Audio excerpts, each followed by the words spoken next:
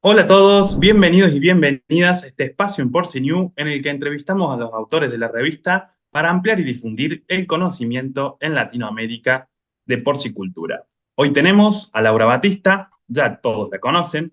Laura es doctora en veterinaria, especializada en producción porcina, ofrece sus servicios integrales de salud y producción a la industria en Canadá, Estados Unidos, México, Centroamérica, Sudamérica y Europa. Bienvenida, Laura. Hola César, muchísimas gracias por la invitación. No, por favor, es un placer tenerte aquí, Laura. Hoy nos va a hablar sobre el artículo que escribió, Impacto del estrés calórico en cerdas reproductoras. Me gustaría primero que nos cuente sobre su trayectoria y cómo llegó al mundo de la porcicultura.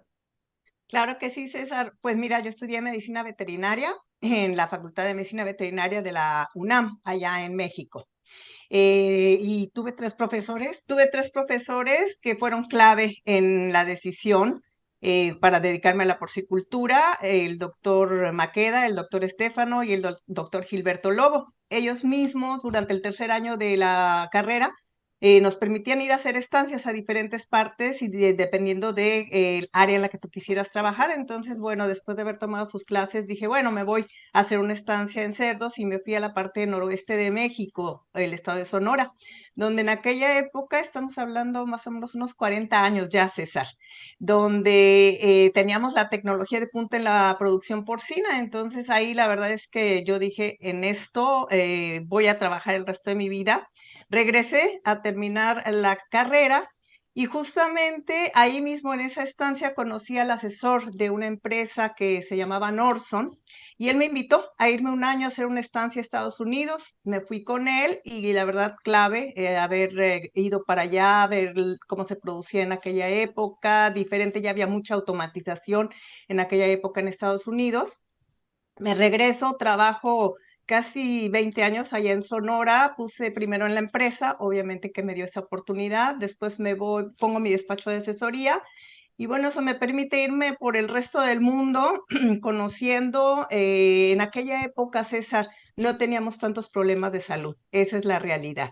Entonces nos podíamos dedicar muchísimo más a lo que sería la zootecnia, la producción per se, hacer producir más a nuestros animales. Entonces me dediqué mucho a lo que era análisis de registros, lo que era la zootecnia per se. Nos preocupábamos obviamente mucho por la conversión alimenticia, ganancias diarias de peso, mejorar tamaño de camada. Y tuve la oportunidad de irme a España también. He sido muy afortunada, César. Hago todo esto con un poco más de detalle porque tuve la oportunidad de irme con el doctor Santiago Martín Río a hacer una estancia en reproducción. Ahí aprendí muchísimas cosas que hoy aplicamos ya como si fuera de todos los días, pero... Y ese es uno de los mensajes. Bueno, me regreso, el despacho, y después llega el famoso Pierce y me toca, ¿no? Y nos tocó a todos los que no sabíamos cómo funcionaba esto. Y entonces me empiezo a meter en eso, veo que empiezo a ofrecer soluciones cuando todavía no conocíamos bien al virus y hago algunas cosas que le interesan al doctor Carlos Pilluan y al doctor Scott D. Y me invitan a irme también a la Universidad de Minnesota a hacer un doctorado justamente sobre este tema. Y terminando el doctorado, un poquito más al norte, me invitan acá a Canadá, en Quebec, donde vivo ya desde hace 20 años, a venir también a la universidad y a apoyar a los porcicultores de ahora. Pero la realidad es que este virus me lleva por el mundo, ya trabajo en muchas universidades como profe, como consultora, y esa es mi historia, y me gusta mucho, César, que me la preguntes porque últimamente estamos teniendo problemas para que la juventud se interese por la porcicultura. Y quiero mandar este mensaje para decirles que es un área maravillosa de trabajo. Hay muchísimas oportunidades, que no tienes que ser un especialista en algo, sino que hay muchas áreas de trabajo. Y lo otro que quiero mandar como mensaje también es que acabo de mencionar como a 5 o 6 personas que han sido claves en mi vida y esa es otra de las cosas importantes, que siempre, siempre debemos de apoyarnos con la gente que sabe más o que sabe más del área en la que queremos trabajar y que siempre hay mentores, gente que está dispuesta a compartir contigo todo. Y yo hoy soy quien soy gracias a todas esas personas. Mencioné a mis personas claves, pero también hay muchas otras personas que en el camino me han ayudado, me han apoyado y, o sea, que uno no se hace solito, sino que tienes muchas oportunidades y hay que tomarlas para llegar a donde uno quiere llegar, César. Increíble, muchísimas gracias por compartirnos tu historia, Laura, y bueno, sabemos el recorrido hermoso que has llevado ahora y todo el fruto que trae tantos años de dedicación y esfuerzo. Así que espero que sirva como inspiración para más personas que se están introduciendo en la porcicultura. Laura, para introducirnos en el artículo, ¿cómo Sí. afecta el estrés calórico en la producción porcina? ¿Podría proporcionarnos detalles sobre cómo se cuantifica este impacto y en qué áreas se refleja? Sí, César, como lo menciona en el artículo, como que hemos tendido a olvidarnos de esta situación y como te mencionaba, yo tuve la oportunidad de trabajar primero mucho en el área de zootecnia, no tenerse que enfocar tanto a las virales, a las enfermedades que hoy nos tienen tan enfocados a la salud. Entonces, y justamente como les decía en Sonora, que es una de las partes más calientes no solamente de México, sino el año pasado rompimos récord y tuvimos temperaturas que fueron las más altas del mundo porque es el desierto de Sonora. Entonces, pues ahí tuvimos que aprender cómo manejar el estrés calórico, que básicamente pues es que sacamos a los animales, no importa de qué edad ni qué etapa de producción, de lo que sería su zona termoneutral y tenemos muchas diferentes tablas, cuadros, artículos y ahí en el artículo está mencionado varios de los fuentes que podemos consultar y ahí viene cuál sería la temperatura ideal, donde el cerdo va a producir a su máximo, va a expresar su potencial genético. Entonces, cuando llamamos estrés calórico es porque estamos haciendo algo mal, ya sea por calor, como el artículo de hoy, o que a lo mejor en México no es tanto, hay muy pocas áreas tan frías como las que tenemos acá en Estados Unidos, en Canadá, pero también puede haber un estrés por frío. Entonces, cuando sacamos a los animales de esa temperatura, que es muy fácil, César, la verdad, en la producción porcina, porque no nos damos cuenta o pensamos que los cerdos van a poder adaptarse a esa temperatura y no es así, porque algo que se nos ha olvidado mucho es que los cerdos no pueden sudar, tienen muy poquitas glándulas sudoríparas, entonces tienen que compensar. Y el problema, me dices tú, bueno, ¿cómo lo cuantificamos? Pues lo cuantificamos con esa compensación. Y eso viene desde un malestar físico, lo podemos notar nosotros, también y áreas que son bien importantes porque afectan la producción. Una, en el área reproductiva vamos a tener fallas importantes tanto en los machos, van a dejar de producir semen o de semen que va a ser viable y adecuado. Y en las hembras, pues desde que no van a poder entrar en calor, si es que han perdido condición en la maternidad, como que no va a haber ni una implantación, puede haber reabsorciones, puede haber abortos, o sea, puede haber muchas cosas que muchas veces los podemos pensar, ah, es que esto me lo está causando una enfermedad, y no, es simple y sencillamente este estrés calórico.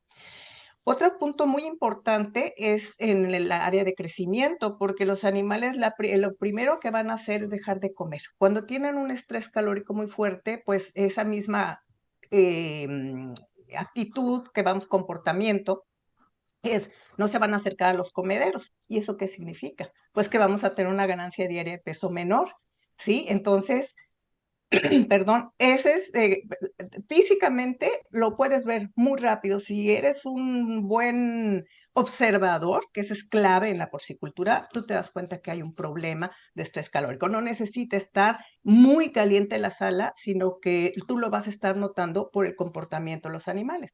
¿Y cómo lo cuantificamos, César? Pues hoy, que para mí es así como un no negociable, con sistemas de registros que inmediatamente te van a decir, está viendo esta situación, entonces es un área de oportunidad en la que debemos trabajar, porque al final del camino no podemos cuantificarlo al final del camino, es decir, se me aumentaron los días a mercado, sino que simple y sencillamente tienes que saber que algo está pasando para que lo puedas corregir inmediatamente. Eh, no es tan fácil, porque desafortunadamente, y te voy a decir algo que nos pasa en Latinoamérica, vamos a llamar la producción en Latinoamérica es en áreas calientes, esa es la realidad. Tenemos áreas de producción frías, sobre todo ahora empiezan en algunos países a irse a buscar esas áreas más frescas, pero si no, empezamos a producir. Y uno de nuestros grandes errores es que somos muy creativos. Entonces, no hacemos ventilación. Deberíamos de tener ventilación mecánica, no natural, porque entonces ahí viene la creación de que le voy a poner un abanico por acá, algunas de las cosas que comento yo en el artículo, pero todo viene en base a que necesitamos cambiar nuestra mentalidad e irnos a lo que sería ventilación mecánica para poder ofrecer esa temperatura que hemos estado hablando que se mantenga durante todo el año. No podemos permitir realmente la variación para sacar esos animales de su temperatura que ya dijimos de confort. No creas que pueden ser 10 grados centígrados, es muy poco. Y entonces, si queremos tener a veces escuchamos producciones maravillosas en Estados Unidos, en Canadá, en Europa, y eso es porque realmente en la mayoría de esos países ya hemos entendido, gracias a que podemos monitorizarlo, a que podemos ver esos efectos, pues que tenemos nosotros que cambiar esos sistemas de producción, esos edificios, a una ventilación ya sea mecánica o controlada, que le llaman. Excelente, Laura, súper explicativa la respuesta porque hemos tocado varios puntos que quería mencionar. Hay uno de ellos que estábamos hablando sobre las recomendaciones de ventilación de Ontario. Ujú. ¿Podría explicarnos un poquito más? Porque habla sobre eso en el artículo. Claro, mira, ese artículo, bueno, esa información viene del Ministerio de Agricultura de Ontario, que es muy interesante porque como te digo, aquí en Canadá tenemos muy pocos días de arriba de 30 grados centígrados. En realidad tenemos mucho más de -0, que anda hace muchísimo frío por acá. Pero ese artículo, esas recomendaciones son muy buenas porque lo que te decía, a veces no tenemos nosotros esa información. Puede estar muy caliente, pero si hay mucha humedad, la sensación térmica va a ser mucho mayor. Y entonces, como te digo, los animales, los cerdos en general, lo detectan inmediatamente. Como está también en el artículo, pusimos la manera en la que los cerdos pueden, bueno, no solo los cerdos, sino cómo hacemos ese intercambio de calor. Y tú puedes ver que entonces tienen que utilizar diferentes maneras. Y en esa tabla es muy importante porque ahí, como repito, te hablan de la correlación de humedad y temperatura y cuál es esa sensación. Entonces, desde ahí es ya dos parámetros que hay que medir, no solo la temperatura, sino también la humedad. Y esto se pone un poquito más complicado, no solo en lugares secos, por ejemplo, lo que te decía de Sonora, sino que hay lugares donde llueve mucho y hace mucho calor. Me voy a referir a la República Mexicana. En Yucatán, por ejemplo, se nos ha vuelto un problema y ahí sí han tomado la lección de que hay que hacer muchísima ventilación controlada. ¿Por qué? Porque justamente la otra parte que nos dicen en este recomendaciones de Ontario es que debemos mover cierto número, lo que se llaman los CFMs, que son los pies cúbicos por minuto. ¿Qué significa eso? Es la velocidad a la que se debe mover el aire para que realmente logremos los intercambios, logremos la temperatura que estamos buscando. Porque tú puedes poner todo un edificio muy sofisticado, pero si no hay esa desde entrada, movimiento en el edificio y salida de aire adecuados, no te sirven esos sistemas. Bueno, te sirven, pero no funcionan al 100%. Y tarde o temprano, si ves, ahí viene lo que puede ser para hembra y su camada, y las diferentes edades. Y lo que nos damos cuenta es que conforme aumenta la edad del animal, vamos a necesitar mayor velocidad, mayor entrada de aire, etcétera. Entonces, a mí me sorprende porque yo te voy a decir que es uno de estos asesores que te comentaba, el doctor Mike Schwacker, desde entonces ahí en Sonora nos hablaba de eso, de toda esa ventilación. Entonces es bien interesante conocerlo porque otra vez, como parte de asesoría o de trabajo en nuestras granjas, tenemos que conocerlo. Y hay muchas herramientas, esa es otra cosa interesante, tenemos muchas maneras de medir la velocidad del aire, de medir si el aire se está moviendo adecuadamente, porque no quiero que ese aire vaya y le pegue. Te digo, a veces inventamos muchas cosas, va y le pega a la camada. No, no, no. Lo que tiene que es le pegue por arriba a las hembras. Entonces, ese artículo es súper interesante porque vienen las recomendaciones que debemos de tomar en cuenta para poder entender si nuestro edificio está funcionando adecuadamente. O sea que hoy la ventilación no es así un poquito como que te voy a comentar algo que nosotros hacíamos cuando no conocíamos todas estas herramientas. Agarramos un cigarro, prendíamos un papelito con cuidado para ver cómo se movía el aire, ¿no? Pero ya íbamos buscándole, hoy hay todas esas herramientas que son obviamente muy objetivas, pero que nos decía, a ver, cómo medimos la ventilación adecuada. Muchísimas gracias, Laura. Claro, hoy tenemos herramientas que nos permiten medir específicamente qué ventilación tenemos y también incluso referencias sobre cuál es la ventilación adecuada para nuestros animales. Así que creo que es un punto de partida muy interesante. Recién mencionaba sobre identificar los signos del estrés calórico en los animales que uno puede observar. Es necesario ser observador y verlo. ¿Podríamos detallar y profundizar un poquito más sobre estos signos en las distintas categorías y cómo podemos evidenciar esto desde la observación, más allá de la medición con elementos o herramientas? Claro, mira, la verdad es que, repito, los cerdos hablan. Si los conoces, hablan, o sea, pero hay que saber el comportamiento normal. Entonces, obviamente lo primero, y que nos pasa también a los humanos y a muchos otros animales, es que va a haber un aumento en la frecuencia respiratoria. Eso es lo primerito que vas a ver pero a veces mucha gente no sabe cuál es la frecuencia respiratoria de cada una de las diferentes categorías de animales, ¿no? Entonces, lo primero es que tenemos que saber, porque no te tienes que esperar a que una hembra esté teniendo 50 respiraciones por minuto para saber que está muy acalorada, ¿no? Entonces, es 14. Muchas veces ni siquiera lo sabemos. La frecuencia respiratoria de las hembras es 14. En el momento entonces en el que tú entras a una sala y ya puedes verlo de ya, nada más caminando, algo te están diciendo las hembras. Luego, y lo mismo los lechones, etcétera. Eso lo tienes que saber. Luego, el comportamiento. Si están acostados pero sobre el vientre. No, normalmente los cerdos, cuando están a uso, cualquier categoría, se acuestan de lado con las patas estiradas. Eso es maravilloso. Dice, ahí la llevo. Bueno, si es que no están enfermos, ¿no? Pero entonces, cuando los animales están sobre el vientre es porque están buscando más superficie fresca para enfriarse. ¿Ok? Entonces, otro signo muy importante. Otro, nos ves tú o muy acumulados sobre buscando agua, un bebedero, por ejemplo, peleándose por el bebedero, o simple y sencillamente ya es tal el calor que ni siquiera se están acercando a los bebederos. Ahora, de los bebederos muy importante, un punto que a veces no medimos, es cuántos litros por minuto deben salir en esos bebederos, porque pueden estar además súper pegados al bebedero porque tienen mucha sed, pero también porque no está saliendo la cantidad adecuada de agua. Y otra cosa que también se nos olvida, en estas temperaturas, y no tienen que ser los 50 de Sonora, pueden ser 30, que el agua sale tibia o caliente. Y entonces todos sabemos que un agua tibia o caliente no te refresca. Entonces, ese es otro punto que debes tú revisar. Cuando ya es extremo el calor, César, y eso es también muy notorio, y ahí es donde se podría a veces confundir en si el animal está enfermo o el animal está realmente con un estrés calórico, que es que ya no están, ya no se mueven, simple y sencillamente están tirados, pero sí, como te digo, hay que repetir, la frecuencia respiratoria está muy alterada.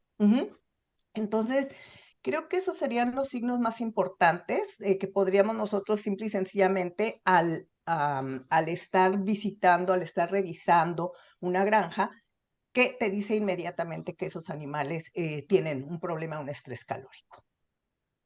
Excelente, Laura, súper claro y creo que es una herramienta fundamental la observación ante todo y estos puntos nos sirven para saber qué observar y en qué categorías también. Recién mencionabas sobre el estrés calórico en las hembras gestantes, en los sementales y demás. ¿Qué podemos hacer para evitar este impacto, más allá de todo lo que estuvimos conversando recién? Y sobre todo, ¿cómo podemos abordar para maximizar la eficiencia reproductiva? Claro, mira, la verdad, este es un punto que yo definitivamente me sorprende que tengamos, bueno, yo como te digo, yo voy para casi 40 años en la porcicultura y lo estamos batallando desde que llegué a esa estancia en Sonora hasta el día de hoy. Simple y sencillamente, ahí en el artículo les muestro algunos, como te digo, somos muy creativos con tal de no invertir completamente en un buen edificio. Y te lo digo porque ahí en Sonora, en muchas otras partes cálidas, quien ha decidido irse a ventilación mecánica y hacerla adecuadamente, ha notado esa gran diferencia en producción, definitivamente. pero quienes o no podemos no se han convencido de esa situación, pues como ves podemos hacer un punto que es súper importante, es que el centro termorregulador de los cerdos, en este caso, pues está acá en la base del cuello. Y entonces por eso a veces lo que hacemos es que tratamos de refrescar esa parte para que el animal sienta que está más fresco. Vamos a comparar, es como cuando sales tú del mar que hace mucho calor y estás todo húmedo y viene un aire y te hace sentir, yo eso le digo a los muchachos, porque me dicen, Laura, el edificio sigue muy caliente. Sí, pero los animales se sienten más frescos y entonces si no producir exactamente igual, van a mejorar ese impacto o van a evitar o limitar ese impacto productivo que podemos tener, que es muy, muy importante. Nosotros nos hemos acostumbrado a decir la fertilidad de verano. Y eso es simple y sencillamente porque sabemos que vamos a perder puntos de fertilidad, que vamos a perder tamaño de camada, pero como te digo, si lo podemos evitar, porque cuando hablas con gente que está en la misma zona de producción, pero que unos tienen 90% de fertilidad y 14 o 15 nacidos vivos, contra otros que hemos dicho, bueno, yo me conformo con un 82 y con unos 12, no, ¿cuánto? Entonces, ¿cuánto es mi punto de oportunidad que estoy perdiendo? Ahora bien, mira, en los machos casi ya no vemos ese impacto, porque como ya todos compramos lo que se llama genética líquida. Entonces, en los centros de inseminación artificial, rara vez, creo que estaba pensando esta mañana, creo que no hay uno solo que no tenga ventilación controlada. ¿Por qué? Porque es muy fácil verlo, César. Ese día colectas tú un macho y si tuvo un estrés calórico o no hay cantidad de semen adecuada o no tiene la motilidad, etcétera. Entonces, como lo ves así, en los centros de inseminación nos hemos convencido de que tienen que ser centros con ventilación mecánica muy adecuada para evitar ese estrés. Y ahí es donde yo creo que no hemos podido convencernos todavía porque el efecto en fertilidad y el otro que es muy importante me estaba faltando. Mira, César, las hembras dejan de comer en la lactancia.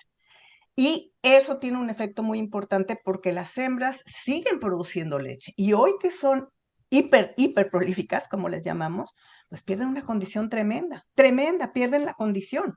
Y eso se refleja en un montón de situaciones fisiológicas que están descritas con detalle en el artículo, pero que al final del camino es que bajan en mala condición y van a presentar, o no presentan celo, o lo van a presentar tardío, no en esos famosos 3 a 5 días que ya nos mostró hace muchísimos años Yuso Koketsu y el doctor Gary Dyer, que ahí es donde vas a tener tu mejor fertilidad y tu mejor tamaño de camada. No, se te van a 5, 7, 8, 10 días y eso automáticamente es la famosa caída de verano. Pero eso es por reflejo de que no comieron bien nuestras hembras. ¿Pero por qué no comieron bien? Primero, porque no tienen la temperatura. Y segundo, porque tampoco hemos aprendido a darle bien de comer a nuestras hembras, en general, en la lactancia. Entonces, todo esto es efectos y que debemos hacer, bueno, ya también estoy diciendo, en la lactancia deberíamos de tener estos comederos que le permiten a la hembra lo que le llamamos automático, inteligente, que le van a permitir estar pidiendo la cantidad de alimento que ella quiere en vez de lo que hacemos hoy, César. No, Laura, ya vino el verano, le echamos agua. Es que me río porque no deberíamos de estar hablando de esto, pero así es. ¿Y qué pasa? Si la hembra tiene calor, no se para a comer, ese alimento se echa a perder y los muchachos tienen que hacer un montón más de trabajo, vaciar los comederos. ¿Y eso qué significa? Pérdida en la conversión alimenticia. Y si nos acordamos, 80% del costo de producción es Sí. alimento, aunque solamente 20% de ese 80 es de las hembras. Pero de todas maneras, hoy a los costos que tenemos, a las situaciones que estamos viviendo, no podemos darnos esos lujos. Entonces yo creo que un buen ejercicio de retorno a la inversión nos llevaría a entender tanto la ventilación mecánica como todos esos puntos que acabo de mencionar sobre comederos, etcétera. Excelente, Laura. Es importante refrescar estos conceptos porque realmente en las granjas nos encontramos con estas situaciones a diario y es el impacto que finalmente tenemos. Me gustaría hacer una última pregunta para aportar a la comunidad de la porcicultura en general, pero no sé si quisieras aclarar algo más, algo sobre el artículo, algún detalle extra que quieras comentar o directamente paso a la última pregunta. Mira, solamente no estoy muy segura si puse la referencia también justamente al la figura donde vemos las diferentes combinaciones. Es un artículo de Iowa State. No estoy muy segura si lo pusimos, pero si no, por ahí lo podemos agregar después, porque es un artículo muy interesante justamente sobre el estrés calórico, donde también vienen otros conceptos, que obviamente no podemos poner todos los conceptos en el artículo. Entonces sí quería, no estaba muy segura si había quedado puesto, es una referencia a Iowa State y luego la compartimos con nuestro auditorio. Excelente, Laura, claro que sí. Eh, Última pregunta, entonces, ¿cuál es el cambio que le gustaría ver para mejorar el desarrollo y el crecimiento del sector a largo plazo? Lo estudié para poder ser corta y breve porque podríamos echarnos horas aquí, pero mira, César, te voy a decir, la verdad es que yo creo que nos tenemos que cambiar el chip, así, sinceramente. No es posible que hoy, ya en esta entrevista hemos platicado de un montón de cosas que ya existen y que no las estamos aplicando, no las estamos haciendo o poniendo en nuestras granjas. Entonces, eso no nos lleva a tener la buena producción que muchas otras personas pueden tener, productores. Y entonces decimos la porcicultura no es viable. Claro que es viable. Yo veo producciones en diferentes partes del mundo que va muy bien. Sí, que los ciclos de precio, que los ciclos de costo-alimento, te digo, en estos 40 años aprendí lo que muchos de mis asesores me decían, Laura, no te preocupes, esto va a pasar y vamos a mejorar y todo, listo.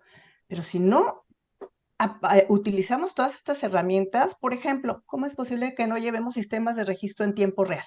O sea, eso de que apuntamos todo en la libreta y la voy a analizar al fin de la semana, no, o sea, ya existen.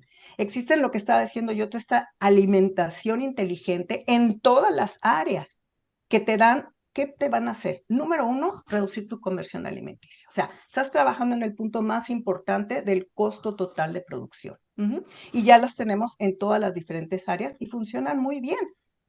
Que sí, que tienen algunos sistemas electrónicos, que necesitamos de Internet, pero creo que ya estamos llegando al punto donde todo eso es más una excusa que realmente el decir quiero aplicar todo eso. O sea, otro punto que no, obviamente no hemos tocado aquí, pero todo lo que son estos nuevos sistemas de manejo de la bioseguridad, César, para evitar justamente que todos estos diferentes virus y bacterias entren y tengamos impactos productivos muy grandes.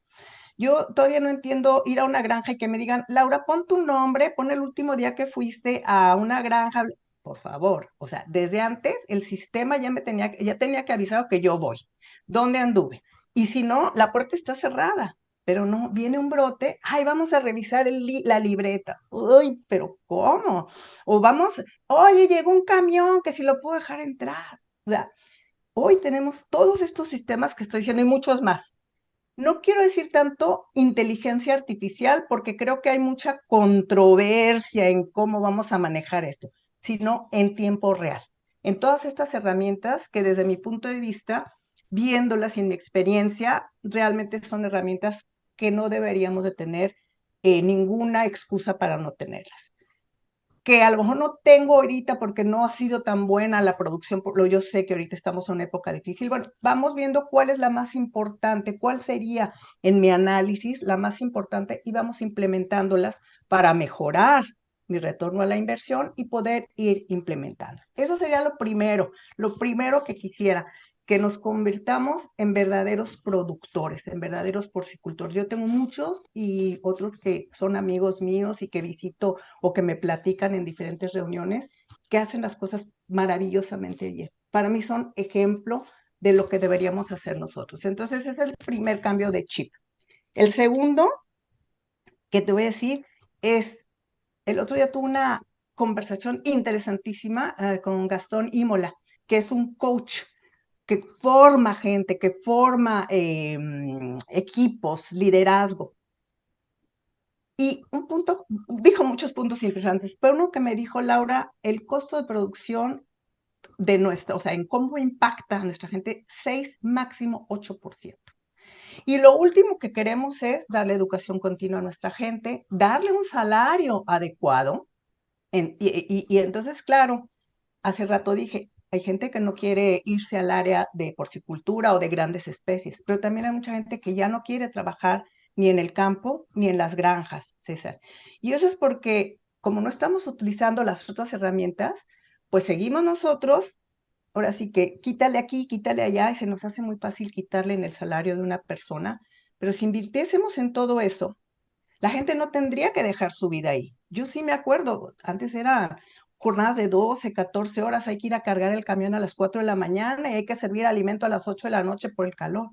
No, ya tenemos todo esto que le va a permitir a nuestra gente además decir, oye, esto es bien interesante, voy a ver cómo se produce proteína de calidad, proteína de sana, y ahí si allá va mi último punto, en 8 horas voy a tener mis días de descanso y además me están educando, estoy aprendiendo, es un continuo. Entonces yo creo que eso, híjole, es un mensaje que quiero enviar a mis, sobre todo a nuestra audiencia, productores y todos los compañeros para que llevemos ese mensaje. Y el último es para todos y últimamente me he puesto ahí de abanderada para eso. Es que estamos perdiendo una batalla muy importante, César, que es que nos están ganando los animalistas, los veganos y cada quien, yo soy muy respetuosa de todo lo que cada quien quiera y hacer de su vida.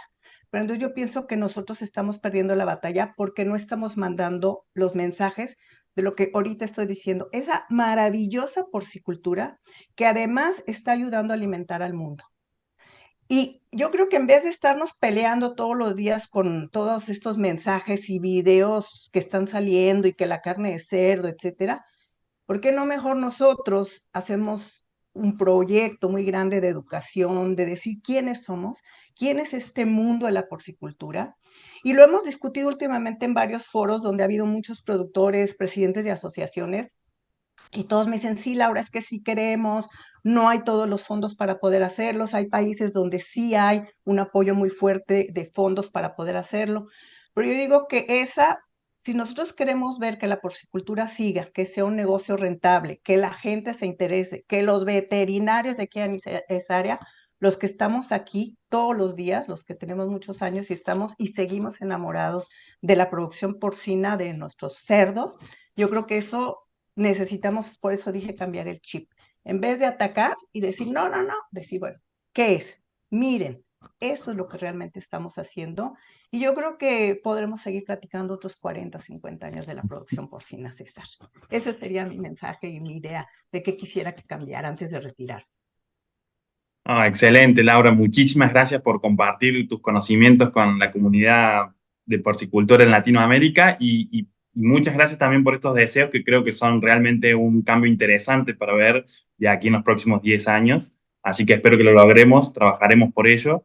Para todos los que quieran revisar el artículo original, está publicado en la revista 2023 de diciembre, lo pueden encontrar en porcinew.com. Ha sido un placer estar y compartir este tiempo contigo, Laura. No, César, también para mí me encanta siempre poder platicar y como dices tú, que compartamos con toda nuestra audiencia, con todo quien lee nuestra revista y pues siempre participar de estas ideas de cosas nuevas para que pues vayamos mejorando poco a poco. Y muchísimas gracias por tu entrevista y obviamente a Porcinius. Muchas gracias, César, y a toda nuestra audiencia, que estén muy bien.